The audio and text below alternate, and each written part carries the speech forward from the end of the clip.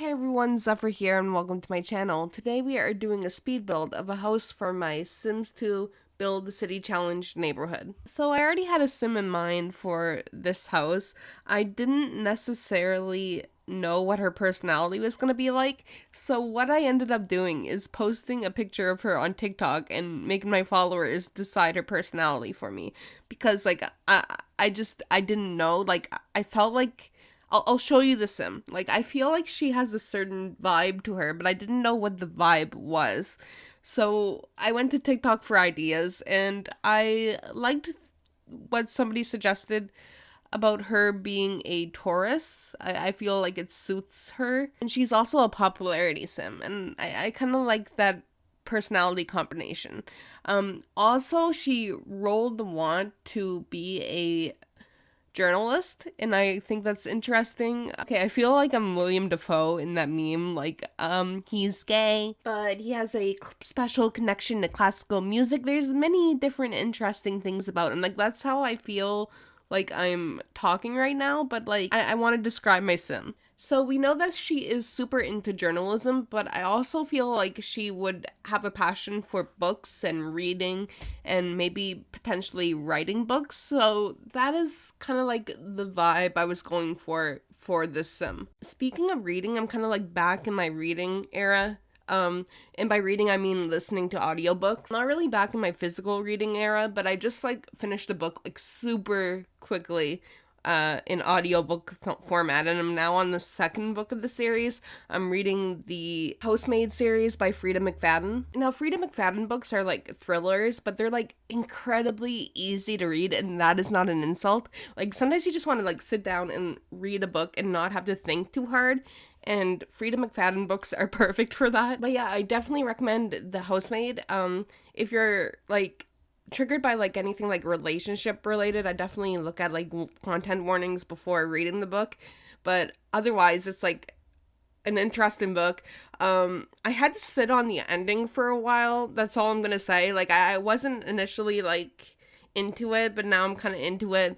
And just like the second book, I wasn't initially interested in it. I had read the first couple chapters and I kind of shelved it for a few days, but I started listening to it again, and I really like it. And the thing about her books is the chapters are really short, so you can it feels like you just breeze through the whole book really quickly. And something about that just kind of satisfies my brain and its lack of attention span. So if you're like me and are looking for a quick and easy read, pick up The Housemaid or any Frida McFadden book. And she has a lot of books. I respect authors that can sit there and produce a multiple books a year. I respect the hustle, because it takes a lot to sit down and write a book and come up with a story. And the fact that there's people cranking out multiple books a year is incredible. I relate more to George R.R. Martin right now, and the fact that he'll probably never finish his next Game of Thrones book, or A Song of Ice and Fire, whatever you want to call it.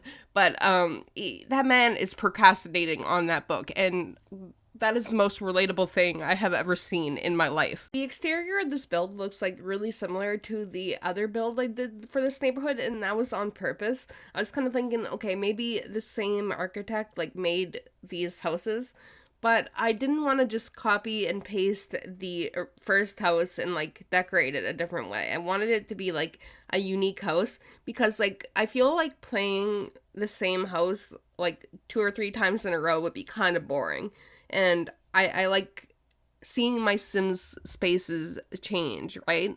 So I decided to just make similar houses for all the starting Sims in this neighborhood, but obviously still having their own personal flares in the inside. I'm having this very specific issue in my game that I haven't bothered to Google or ask Reddit about. I might have to do that soon, because it's kind of concerning, but it's not concerning me enough to actively seek it out at the moment. But when I pull out certain items in the game, and it's only, from what I can tell, a stove or a certain painting, the suspense painting, when I try to pull them out and use them in my builds, it just doesn't appear. And I'm not sure what exactly is causing that. Like I literally like click on the object and, try to drag it around, and it's just not there. And I don't know what's causing that. I don't know if it's like any specific mod or like something I downloaded. I'm assuming like maybe it's something decorative that I downloaded like fairly recently. But if you know anything that could be causing that issue or how to fix that issue, let me know. I'm assuming it's probably just a bad mesh somewhere, but it's weird that it's like affecting a painting and a stove. Um, if nobody knows the answer to that, I might just go on Reddit and like ask them if they have any ideas. The Sims 2 help subreddit seems to be pretty helpful, so I might go there. It's just I've been lazy. I've been putting things off. I've been like George R.R. Martin, okay? Like, I just, it doesn't seem like it's gonna make my game explode. The kids tell me that corruption in The Sims 2 isn't as bad as my generation made it out to be, so I'm trying to be chill and relax and just enjoy my game, but, I kind of want to know what's happening to it, too. So I'm trying to do something a little bit unique in this part of the build. It's not, particularly life-changing, but I thought it was a fun idea. I'm making, like, a little storage closet that my sim ripped the doors off of and is now using for an office. Because like I said, she is a writer, she is a journalist, she needs a space to be able to write things, right? And I thought it'd be cute to kind of like, make her own little office in this storage closet. The only issue is when I went to playtest the build, because this build is available on my Patreon for free, she could not access the computer because of the archway. So if you download this build, you'll actually have to like delete the archway and like knock down the walls of the storage closet in order to like properly play in it.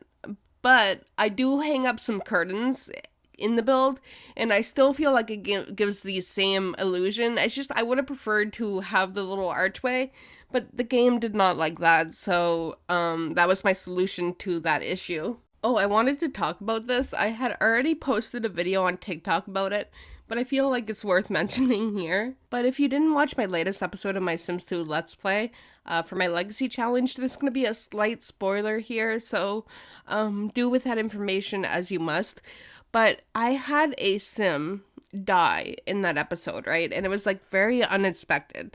In the episode, you can like literally hear me dub over the death because my reaction to it was the most insane thing I have ever heard in my life. Like, I'm not even exaggerating. I sounded like Mickey Mouse, like being incredibly surprised. It was not a pleasant sound to hear, and I didn't want to subject people to that, and it got me to thinking, like, if I ever made it big on this channel, like, to the point where I was making, like, full-time, comfortable living wages, which I'm not close to at all, look, I'm not close. But if I did get to that point and I had enough money to hire a editor to, like, edit my videos, I would not do that. I sincerely believe that. I believe in, like, paying editors for their work and stuff like that. It's just, I could not subject another person to my raw video files. Like, it'd be a form of torture. Like, I am embarrassing.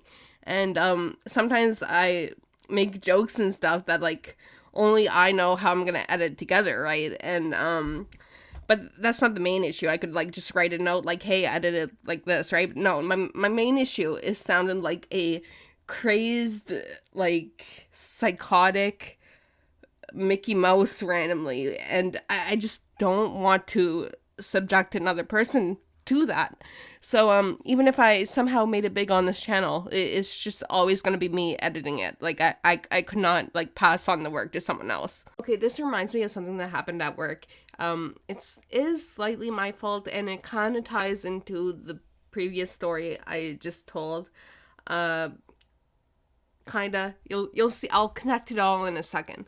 But basically, I was on drive-thru taking this man's order at like 8 a.m. He wanted a coffee. He's a regular. He comes through the drive-thru every single day. He should know how to behave in a drive-thru, okay? Anyway, he pulls out his change.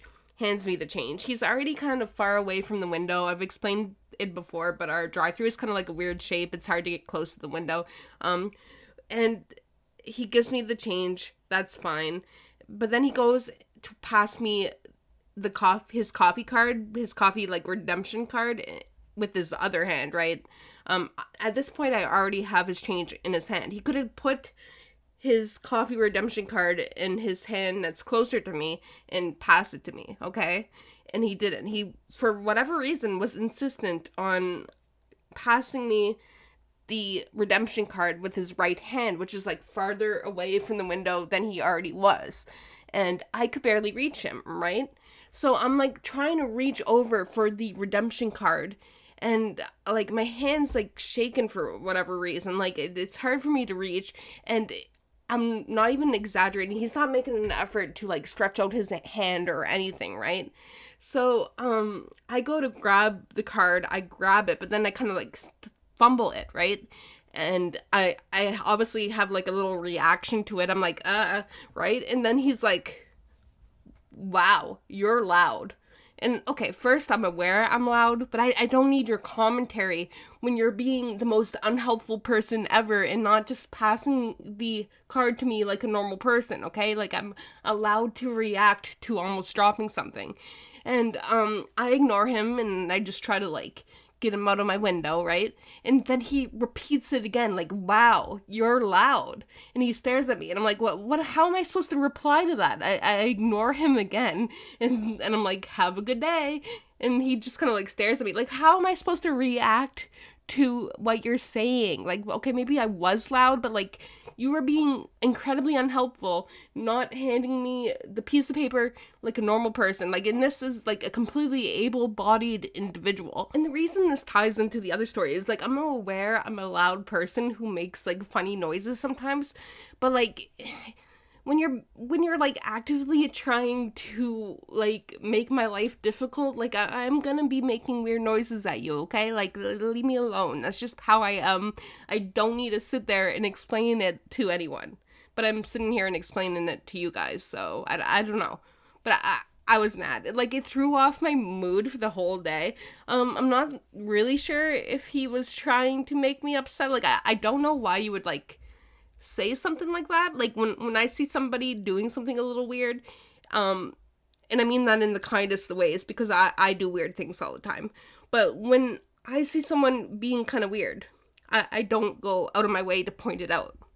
Like, I feel like that's rude. I feel like we've created an environment where like people are more comfortable being a little bit themselves and, you know, not masking any narrow spiciness. And I love that, but I hate the individuals that, like, try to, be weird about it, you know? Like, point things out that, like, don't need to be pointed out. Like, just let people exist. Like, it's okay to be startled by my loud noise, but, like, you don't have to, like, sit there and say anything about it. Like, if somebody was making an off noise, like, next to me, I wouldn't say anything about it, because like Sam, like I feel that I do that all the time. Sometimes things just come out of your mouth, right? I don't know, like people are just annoying sometimes.